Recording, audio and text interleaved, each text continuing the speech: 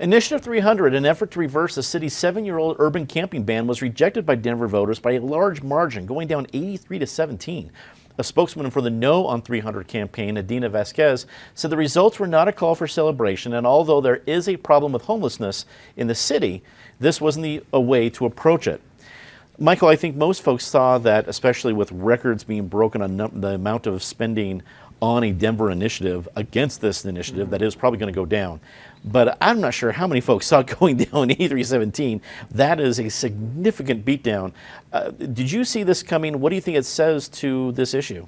I think I saw it coming that it was going to lose like everybody else, but 83% is a huge margin. I mean, it's hard to get anything at 83%. You brought up, former Governor Hickenlooper. I remember back in 2005, he said that he had a 10-year plan to end homelessness in the city. I haven't seen him talking about that record that much on the campaign trail. But I think the important thing is this doesn't fix anything. This outcome doesn't fix the problem. We, again, have the #1 economy in the country. We still have a homelessness problem. We have an affordability and housing problem. And obviously, people didn't want to give up control of their public spaces in this way. But I think this is the time. There was a lot of money that was raised, over $2 million against this. Are people going to step up? And they talked about how we can do better. Are people going to step up and put some of that money towards more beds, job training, things that can actually help this problem? That's a good point. Eric, what do you think? Do city leaders take this as a mandate from Denver voters saying, hey, we love the camping ban, leave it the way it is, or do they take it as, like the slogan for the No on 300 campaign, we can do better? Do they go try to do better? Which mandate do you hear here at City Hall? I'm not sure which mandate I hear. I think the camping ban is not in jeopardy, and something like the camping ban is probably going to remain in effect, and the notions of getting rid of it are gone. I think a lot of people are basing their analysis just based on the amount of money that the opposition spent here. And that was a factor, don't get me wrong. They spent a bunch of money. But when something loses at 80, I think it was 81 in the final analysis, doesn't matter, 81, 83%, whatever, it is more than just about campaign and campaign ads and campaign tactics. There is something fundamentally that voters said, we don't want to go that far. This was several bridges too far in terms of this ban. I don't know what to do, Dominic, with the whole homelessness issue. I mean, it is a scar on this city, but more than that, it's a scar on this nation. But it's growing and it seems intractable. It is a mistake to regard it as one problem because there are many problems enmeshed in it. And there are many different kinds of people who either choose to be homeless or are forced into homelessness. And a one-size-fits-all solution doesn't do it. I think there is a danger, and I think voters reflected that, of killing the goose here. I look at what's happening along the West Coast cities, San Francisco, LA, San Francisco, Portland, Seattle. There's a documentary out there by a TV station in Seattle called Seattle is Dying, hour-long documentary. I encourage viewers to Google it and watch it. And we're not Seattle or LA or Portland or any of those cities yet, but we're on that track in terms of the dimension of this homelessness issue. And I'll be damned if I have an answer. Megan, I don't think anyone here expects you to have an answer to this, but what do you think, how do you think city officials are going to respond in trying to tackle this?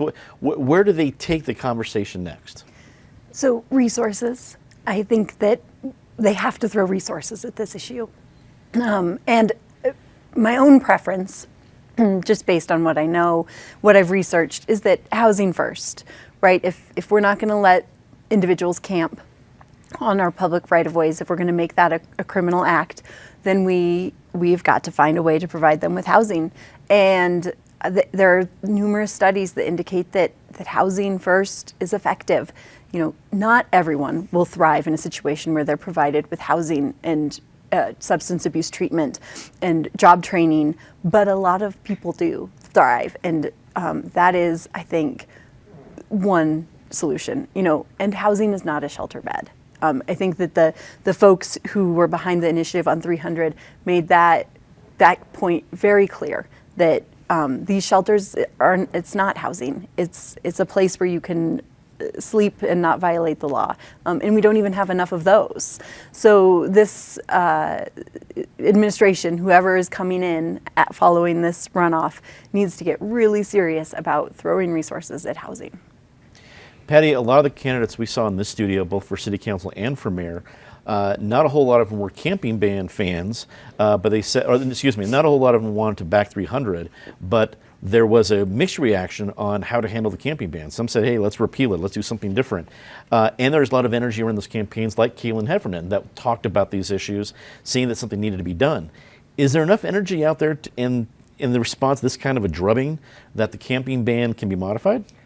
There's a lot of energy because some people just thought this was overkill, and they're like, how can we be mellow on mushrooms but so anti, it just seemed anti-people almost, 83%. If it was 63%, it would have been like this was just a bad initiative that didn't make much sense. So first, we are going to see a lawsuit. There will be a lawsuit on the constitutionality of the camping ban. That is going to come. But to go off the we can do better, I moderated a panel where someone who was leading the no campaign said, well, we can't really answer the question of how we can do it better because that's not what we're being paid for. Well, let's use the money that came. We should be talking for the next month in how we can do better.